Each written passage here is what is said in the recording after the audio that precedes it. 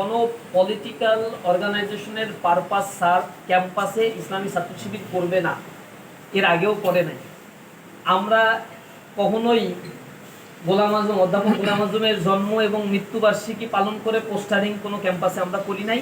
এটা আমাদের ইতিহাস ঐতিহ্যের সাথেও যায়। অথবা মাওলানা মতিউর রহমান নিজামীর পোস্টার করে আমরা এগুলো জন্মদিবস মৃত্যু দিবসও পালন করি। এগুলো আমাদের কোনো স্ট্যান্ড না। ইসলামী ছাত্র শিবির স্বতন্ত্র একটা ছাত্র সংগঠন। কোনো রাজনৈতিক দলের এজেন্ডা বাস্তবায়ন করা অথবা তাদের মিছিল মিটিংয়ে জোরপূর্বক কাউকে নিয়ে যাওয়ার কোনো রাজনীতি ইসলামী ছাত্র শিবির কখনো করে না। জুলাই আন্দোলনের পরে আমরা ঠিক এই জায়গায় বলছি, ছাত্র রাজনীতিটা হবে ছাত্র বান্ধব, ছাত্র কল্যাণমুখী সকল কার্যক্রম পরিচালনা করতে হবে। ইসলামী ছাত্র শিবিরের কর্মপদ্ধতি ওপেন আছে, আমাদের ওয়েবসাইটে আপনারা দেখতে পাবেন। সেখানে আমাদের সংবিধান ওপেন, সব লিটারেচারগুলো আমরা ওপেন করে রাখছি। এই লিটারেচারগুলো পড়লেই বুঝবেন যে আমাদের কার্যক্রমগুলো কি।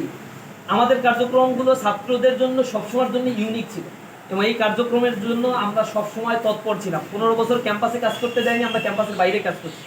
যদি 15 বছর ছাত্র শিবিরের কোনো কার্যক্রমই না থাকতো, তাহলে হঠাৎ করে 5 আগস্টের জুলাই আন্দোলনে প্রতিটা ক্যাম্পাসে ইসলামী ছাত্র শিবিরের হাজার হাজার নেতাকর্মী যে কার্যক্রম পরিচালনা করছে, এটা কোত্থেকে আসলো?